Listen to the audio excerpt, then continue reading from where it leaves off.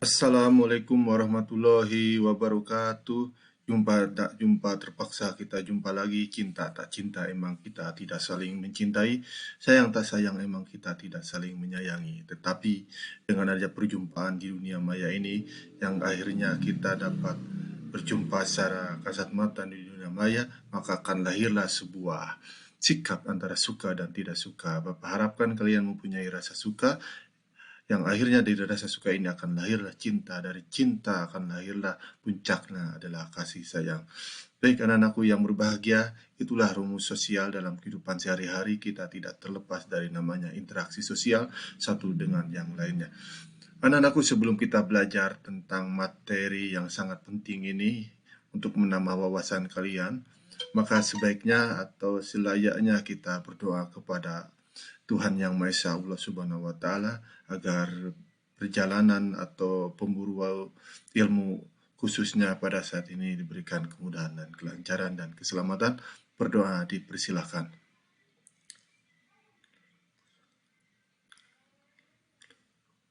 Selesai.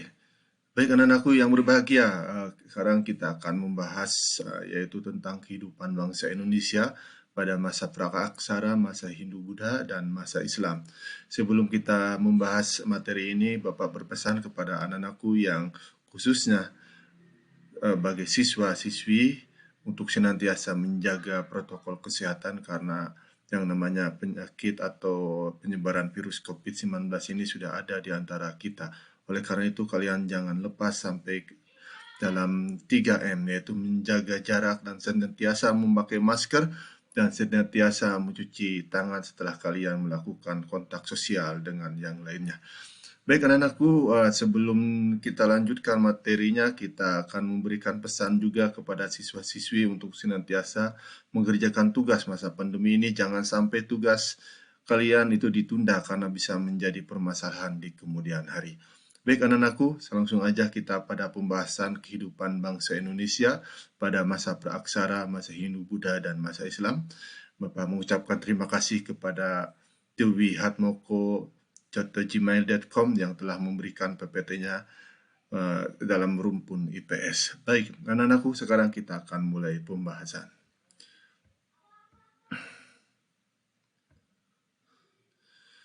Oke, sekarang kita akan membahas pengertian masa praaksara atau prasejarah. Pengertiannya itu ada pembagian masa praaksara dan hasil budaya praaksara dan kedatangan nenek moyang.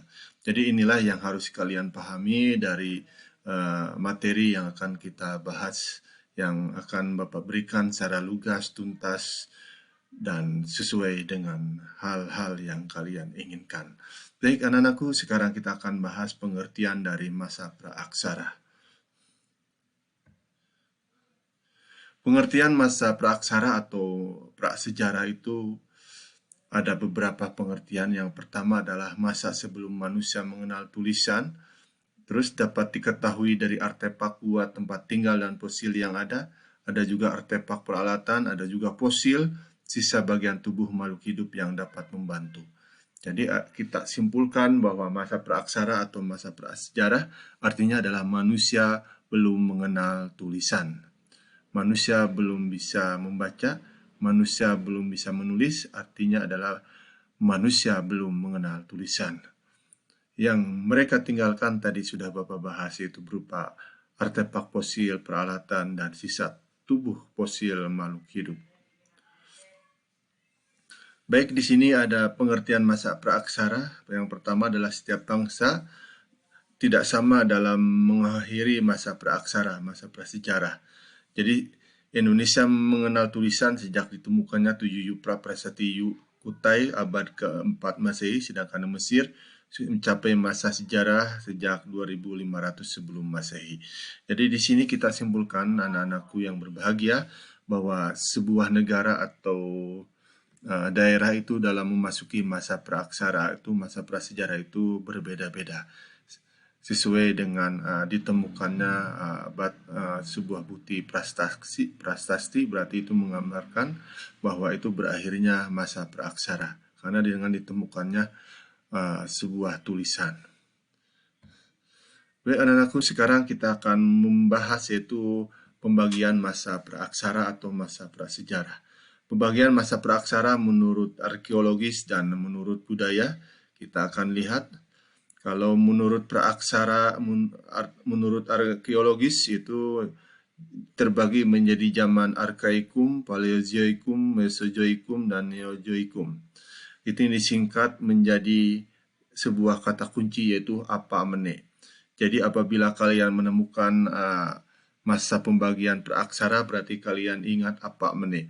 Apa mene itu A-nya adalah Arkaikum, P-nya adalah Paleozoikum, M-nya Mesozoikum, N-nya adalah Neozoikum. Neozoikum itu terbagi zaman tersier dan zaman sekunder dan nanti akan kita jelaskan masing-masing ciri tersebut. Baik anak-anakku, sekarang kita langsung ke pembahasan berikutnya. Pembagian masa praksa menurut arkeologis, zaman Archaikum itu artinya adalah zaman tertua, bumi dalam proses pembentukan, permukaan bumi masih sangat panas, dan belum terdapat makhluk hidup. Itu ciri dari Archaikum.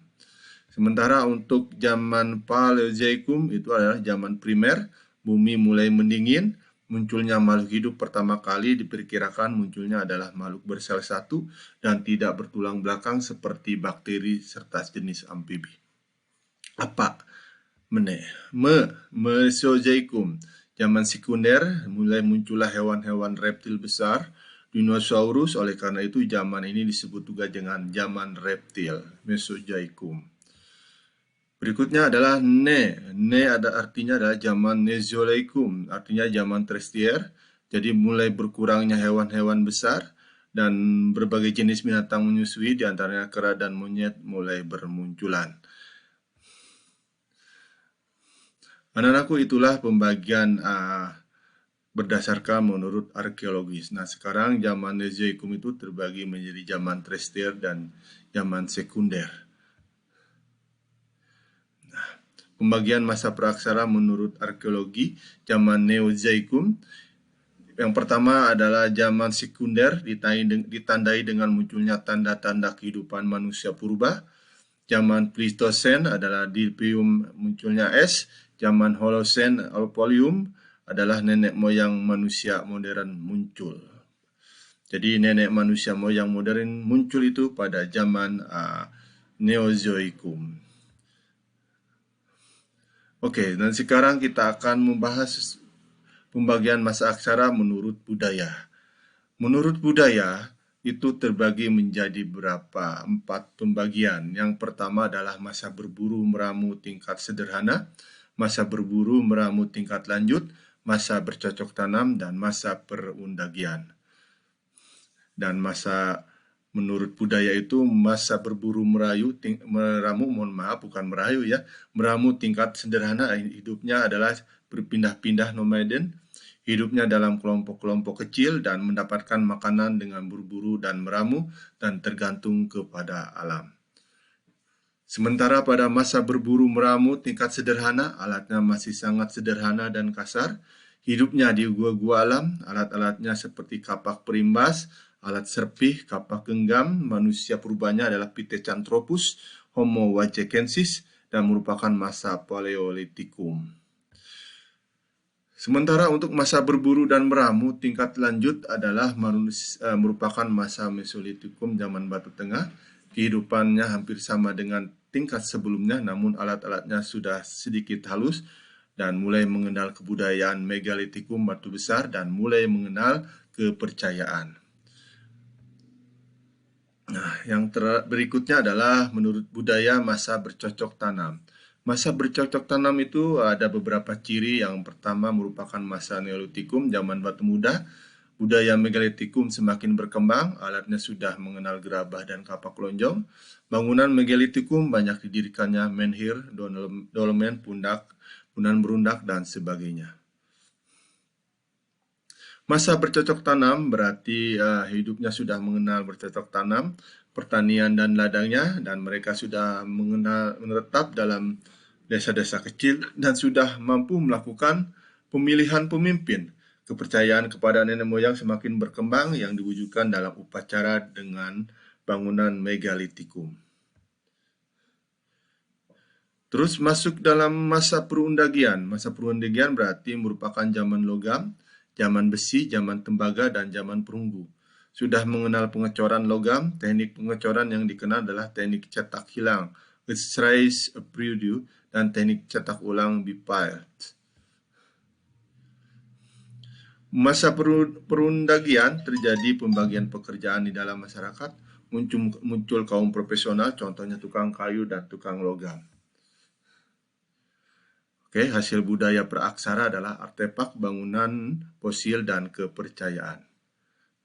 Oke, nah ini adalah hasil budaya praaksara, espakasi artefak fosil. Nah ini kita bisa melihat dengan ditemukan sebuah fosil. Nah, hasil budaya praaksara artefak adalah kapak perimbas, kapak longgong, kapak sepi, lonjong, kapak sumarta, nekara, kapak congo, moko, acar perunggu, bejana perunggu, perhiasan, dan nekara genderang besar dan ukuran dalam upacara agama. Hasil budaya praksara, moko, gendang kecil untuk acara keagamaan, mata panah dari logam, tulang dan batu, serta kayu, arca biasanya berbentuk orang atau binatang, perhiasan terbuat dari batu mulia atau logam. Nah inilah contoh nekara dan moko, seperti ini gambarnya. Oke, nah inilah yang disebut dengan kapak persegi dan kapak lonjong. Nah ini adalah hasil budaya praaksara, kapak genggam, kapak perimbas. Nah berikutnya adalah bangunannya adalah waruga kubur batu berbentuk kubus. Dolmen, meja batu, metakan sesaji, sakropagus, kubur batu, menhir, tugu batu, tempat pemujaan. Bangunan, kubur batu dibuat dari batu pipih lempengan batu, punden berundak bangunan bertingkat. Nah, seperti ini. Nah, inilah contohnya adalah hasil budaya praaksara yaitu menhir, berupa peninggalan-peninggalan batu berbentuk lonjong. Dan ini adalah dolmen dalam bentuk raksasa ini. Di Inggris juga pernah ditemukan. Nah, terus ini adalah waruga. Nah, waruga ini terdapat di daerah Sulawesi. Nah, ini adalah punden berundak di daerah Sumatera. Waruga di daerah Jawa Barat itu punden berundak, itu di daerah Sumedang. Nah, ini adalah sarkofagus, tempat menyimpan mayat. Penguburannya sikapnya jongkok. Nah, hasil budaya praaksara ini adalah kepercayaannya animisme, artinya adalah mempercayai roh orang mati sebenarnya masih hidup dan dapat mengganggu manusia, misalnya tentang hantu orang mati. Ada juga dinanisme, mempunyai kepercayaan terhadap benda, mempunyai sebuah kekuatan gaib, seperti batu besar, senjata, pohon besar, dan lain-lain. Ada juga totemisme, berarti kepercayaan terhadap hewan dan tumbuhan, misalnya serigala, kucing, elang, mempunyai kekuatan. Ada juga bukti lukisan tangan di gua leang-leang, lukisan hewan di dinding gua, ukiran di nekara, dan moko, lukisan dinding gua, dan harimau. Fosil.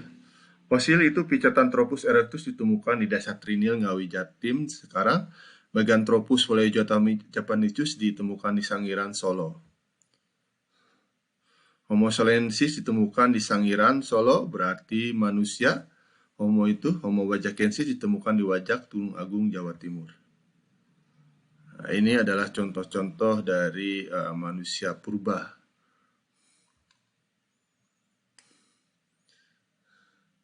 Oke, bisa kalian persaksikan.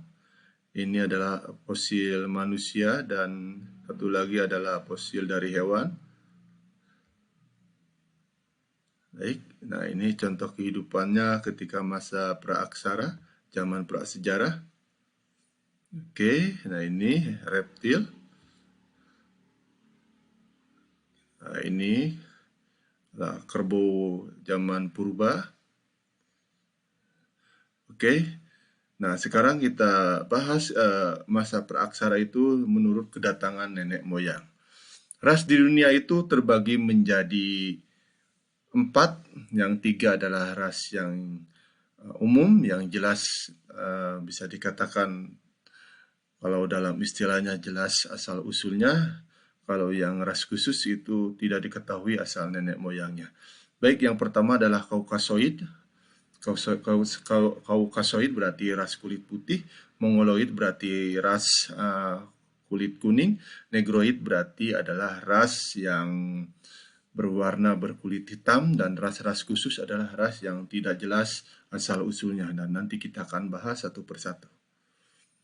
Yang pertama adalah ras dunia Kaukasoid, itu terdiri dari ras Nordik, antara Eropa Utara, Jermania, Alpen sebagian besar Eropa, Mediterania, Timur Tengah, lalu Arabia, Indic berarti daerah India, itu adalah ras berkulit putih. Sementara ras Mongoloid itu terbagi menjadi Asiatik Mongoloid, yaitu Cina, Jepang, Korea, Malayan Mongoloid, Melayu, Asia Tenggara, American Mongoloid berarti suku Indian dan Amerika, dan sementara Indonesia itu termasuk dalam ras Mongoloid Malayan. Ras di dunia, salah satunya Negroid. Negroid itu ada African Negroid, bangsa Afrika, dan Negrito Filipina asli. Nah, oke, dan sekarang kedatangan nenek moyang di ras dunia, ras-ras khusus. Ras-ras khusus ini adalah Australoid di Australia, Polynesia di Pasifik, Melanesia di Papua, Ainu di Jepang, Drapida di India, Bushmen dan Hottentot di Afrika Selatan. Itu adalah ras-ras khusus yang menurut para ahli itu tidak jelas asal usul dari nenek moyangnya. Kedatangan nenek moyang ras bangsa Indonesia secara mayoritas berasal dari Yunan, kemudian bercampur dengan ras Melanesia sehingga menjadi bangsa Indonesia sekarang. Ras bangsa Indonesia terbagi menjadi dua, Proto-Melayu dan Dutro-Melayu. Nah, seperti ini kedatangan nenek moyang ras bangsa Indonesia. Proto-Melayu itu digambarkan dengan warna merah dan Dutro-Melayu itu dengan warna hijau. Nah, disinilah terjadi perpaduan antara Proto-Melayu dan Druto-Melayu sehingga melahirkan bangsa Indonesia dari ras atau nenek moyang kita. Nah, ras bangsa Indonesia itu Proto-Melayu itu jalurnya jalur barat, selatan, Malaysia, Sumatera, Jawa, Kalimantan. Jalur timurnya utara Vietnam, Filipina, Sulawesi, Irian. Biasanya disebut kebudayaan Baskon Hobin, menghasilkan suku Dayak, suku Toraja, suku Batak, dan suku Sasak. Ras bangsa Indonesia Dutro Melayu biasanya disebut kebudayaan Dongson. Nah, kebudayaan Dongson ini biasanya akan menghasilkan suku Jawa, suku Bugis, dan suku Minang. Nah, ini jadi kita bisa melihat ada perbedaan Proto Melayu dan Dutro Melayu, ya. Salah satunya dari Dutro Melayu adalah menghasilkan kebudayaan Dongson, yaitu menghasilkan suku Jawa, suku Bugis, dan suku Minang. Oke, terima kasih. Semoga dapat memberikan pencerahan buat kalian. Ya, Bapak secara khusus membahas zaman prasejarah atau zaman praaksara ini, semoga bermanfaat dan semoga menambah wawasan kalian tentang nenek moyang kita sejak zaman dulu sebelum mengenal tulisan. Baik, terima kasih atas perhatiannya. Kita jumpa lagi dalam materi berikutnya. Bapak selalu beramanat. Pendidikan adalah jembatan masa depan. Silakan kalian ciptakan jembatan tersebut. Jangan sampai dengan putus dengan dunia pendidikan. Wassalamualaikum warahmatullahi wabarakatuh.